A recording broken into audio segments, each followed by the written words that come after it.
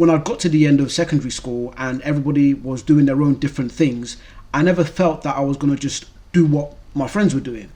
But it's strange that it was very random. The moment that I decided to go to college, I just ran into a girl who told me what grades that she got for GCSE, and I was thinking to myself, hold on, you're a good kid that was actually in school from the beginning to the end, and I got better grades than you, right? And it's crazy that that competitive spirit within me said that, hold on, if she can go to college with those grades, then what about me? Now, the subject that I've decided that I'm going to focus on in college is going to be drama, because it just makes sense. I got an A star in that subject, so it meant that I must be pretty good at it. And if I committed to performing arts, I could avoid any of the other bogey subjects that I didn't really want to touch. So I said I'm going to do drama now. And anyone that has gone to any kind of drama college or performing arts course, a normal prerequisite for applying is that you need to prepare and perform a monologue, right? And it's crazy that as someone at that stage who had done GCSE drama for 2 years, I've read countless monologues. We've done this in class so many times. But there was something about receiving that paperwork and being told I needed to present a monologue. I just drew a blank. I didn't know what they were talking about. So it was summer. I've gone back to my secondary school because it hadn't fully closed down yet. It was in the process of closing down and becoming something else. So some of the teachers were still there. I've gone to my drama teacher. I've told her that, yeah, I've got an audition for the Brits school. They're asking me to prepare a Shakespeare monologue. I don't really know what to do. Can you help me out? So she said, oh, come on, Kenny, you've done plenty of monologues. We've done Othello in class. And I was like, oh, yeah, we've done Othello. Okay, so tell me, what do I need to do? Because this whole monologue thing, like, it was like, I couldn't get my head around it. Like, I knew what it was, but I didn't know at the same time. There was a mental block. So I wanted her to really spoon feed me this information, right? So she's going, oh, don't worry. So I'm telling her, like, which one should I do? Which one will be good for me, okay? So she's gone through the book and she's like, oh, you know, like, there's so many good speeches you could do here. How about this one? And I've watched her just read a few sections of the text. And I remember thinking to myself, hold on, I thought a monologue was one big speech. You've taken like 3 big chunks. Somebody else was talking in between that.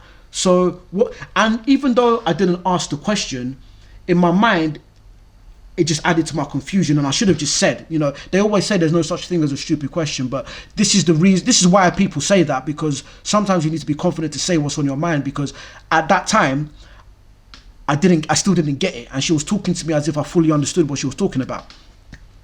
So then she goes, oh, at the end, I think I must have said something along those lines that I still didn't really understand it, but she goes, oh, don't worry about it. Just show them that you understand the text. That's what they want to know. Okay, so I've held on to that for dear life, right? Show them that you understand the text. That's what they want to know. Show them that you understand the text. Show them that you understand the text. Show them that you understand. Okay, cool. Show them that I understand the text. How do I show them that? I need to do some research. I need to go onto book rags. I need to go and get like a summary. I need to go and learn that for the scene that I'm doing, and make sure that I can show them and present to them that I understand the text. That is what a monologue is.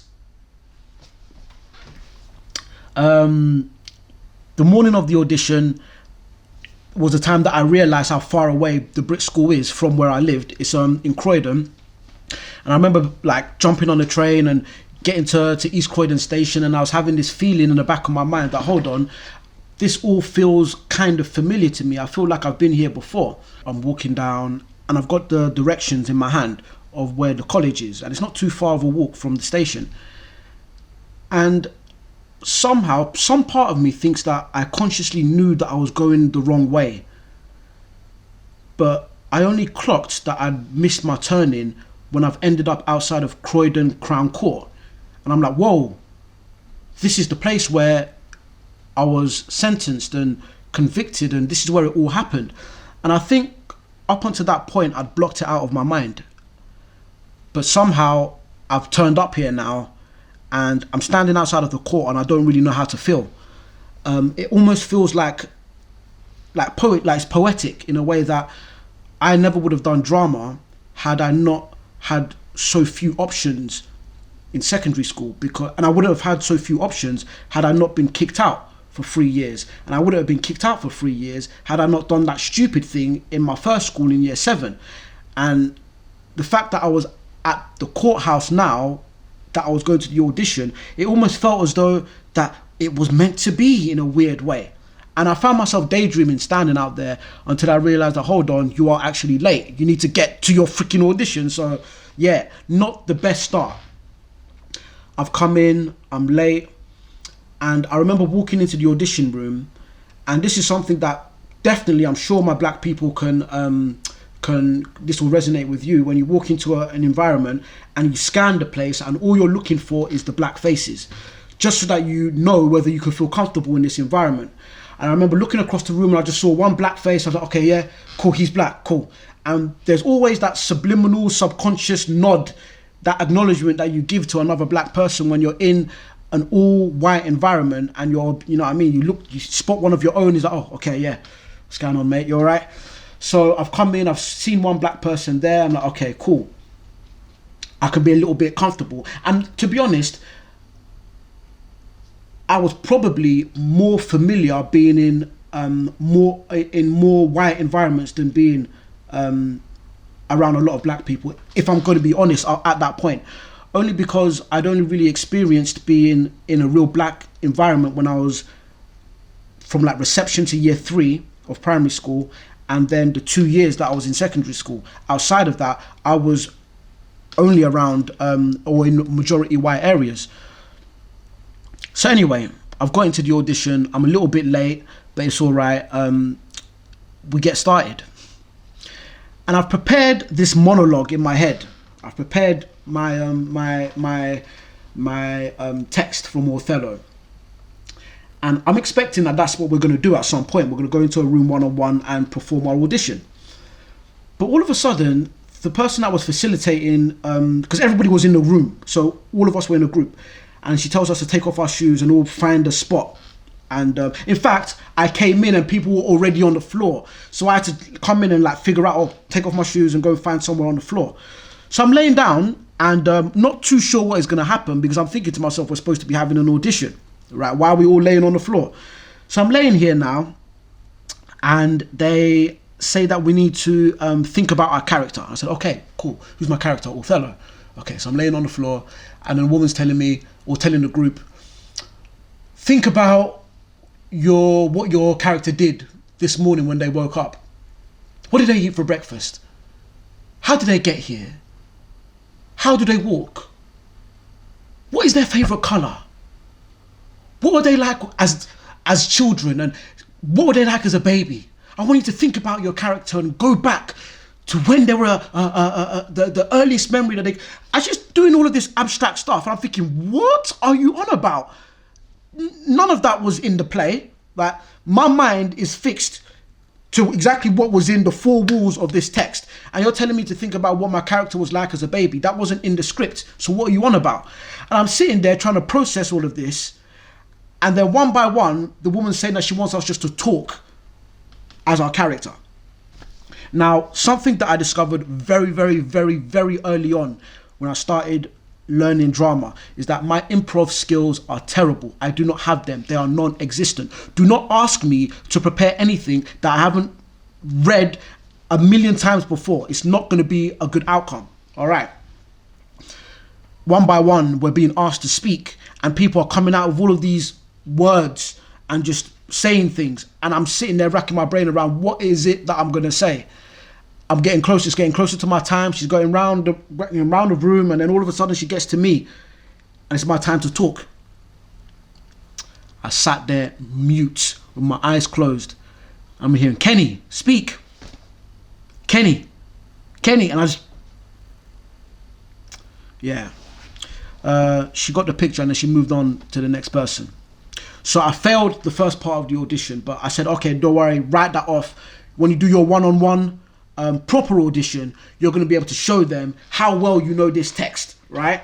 You're going to prove to them how well researched it is, right? And you're going to be able to blow them away and then get into the school. All right. I get into the room one-on-one. They say, perform your monologue. I said, okay. And I remember I said the first 2 lines, something I can't think of. Okay, look, hold on, 1 second. I've got my laptop here. Let me just, to make it real for you. Yeah, hold on. Let me just go and find line from Othello. Boom. Let heaven and men and devils, let them all cry shame against me. Yet I'll speak.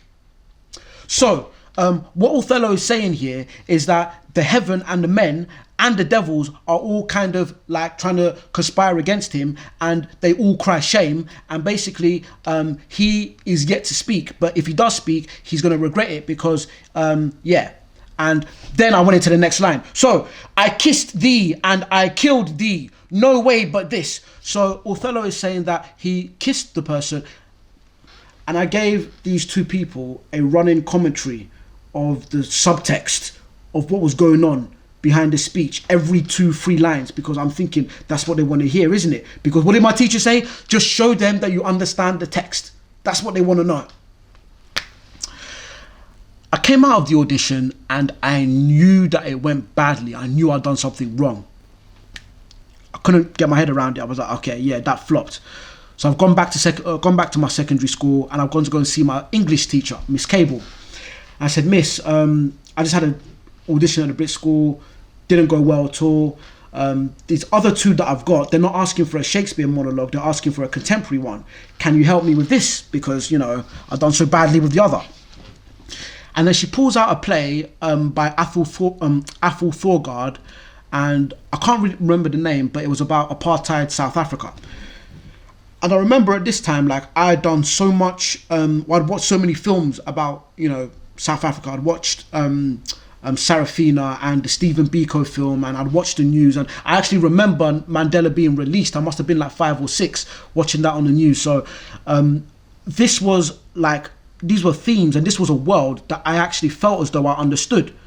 And not only that, the script or the speech that I was given was filled with passion and emotion. It's about, I can't remember again if the person was black or they were talking to a white person, or the person was white and they were talking to a black person, but basically the person was trying to communicate how their race had caused, you know, I can't remember it anyway, but all I remember was that it touched me, right? It spoke to me in a way that Othello didn't really, or Shakespeare didn't really do, right? I've read it, and more importantly, I couldn't wait to learn the lines and say it out of my mouth. Cool. After the first experience of what happened at the Brits school, I said, okay, I'm not going to do any of this showing them that I understand the text stuff. I'm just going to learn these words 100%, make sure I've learned them, and perform that, and that's all I'm going to do. And surprise, surprise, that's actually what I was supposed to have done in the beginning, but okay, cool. So, City and Islington College, this was my second audition, and this one's up in North London. And I remember doing so much preparation. I knew this speech inside and out.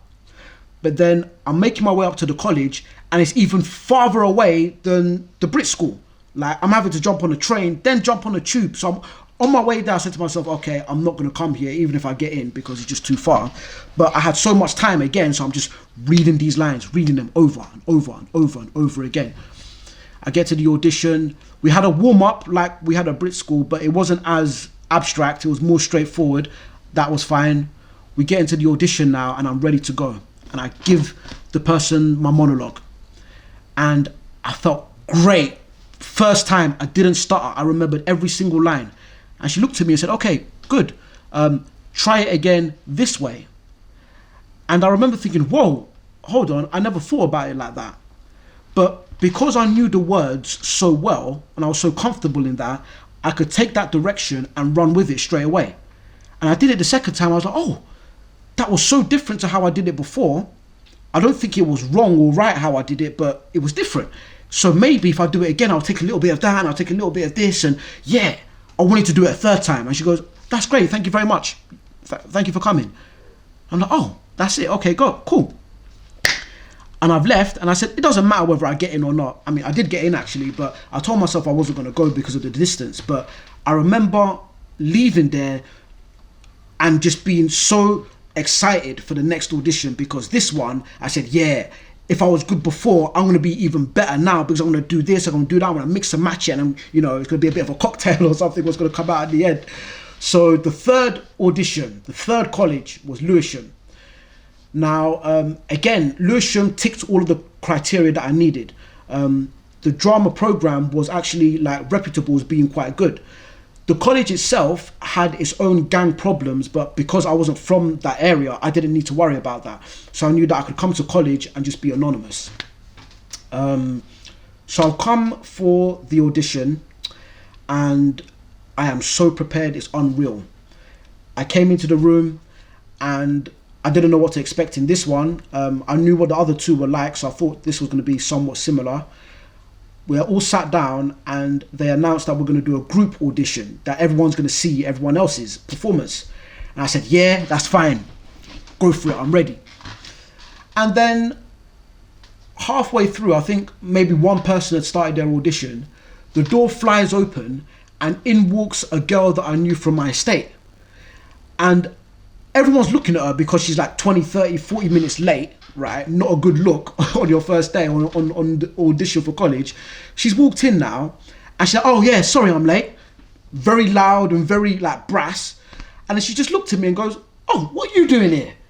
And I've kind of like, I'm keeping quiet because I'm thinking, don't bring any attention to the fact that we know each other. You know, you're late, you're meant to just come in and sit down and shut up. But what was crazy was that girl walking in, it was like she brought my whole estate into the room, because I had chosen this college because it was far enough away that I could just be anonymous. I didn't need to think about what was happening in my area or anything like that. But now I've got a representative of my block sitting in a room on this audition. So I'm thinking to myself, it actually upped the stakes, right? Because now I know to myself that anything that I do now is going to carry or could potentially carry, you know. So yeah, but that didn't faze me because I was prepared. Now, different people were going, and Lisa, that was the head of drama that was running the audition. What was great about Lisa is that I could look at her and you could tell exactly what she thought of every audition that went. And because my thinking and her thinking were aligned, I knew I could trust her judgment. You know what I mean? Because some people would stand up there, they'll give a very shocking audition, and you could just look at her face and you could tell that, yeah, she did not like that at all. So that was good because I felt like I wasn't going to get bullshitted, right? So I've stood up there, I've given my audition, I've given my speech straight into her eye, and I'm just looking at her, just writing furiously, looking up, nodding. And I'm doing it, and I was so confident because I knew I was performing well, and I could tell that she was receiving it well because I could read her body language and everything. And it's crazy that I was thinking all of this while I was still talking and performing it. I was thinking to myself, oh, this is going so great. Oh my God, look at her, she's writing. Look at everybody else. They're all staring at you. They all know that you're doing well. You're fucking good at this, you know. And yeah, I got in. That was, to cut the long story short, I didn't find out then. It was a few weeks later that I got the acceptance letter, and I was so happy, I couldn't believe it. It was a bit more of a muted reaction from my mum because, oh, you're going to go and do drama, that doesn't really sound serious. But I was happy because I knew the process that I'd gone through to get that place, and yeah, I was very, very happy with myself.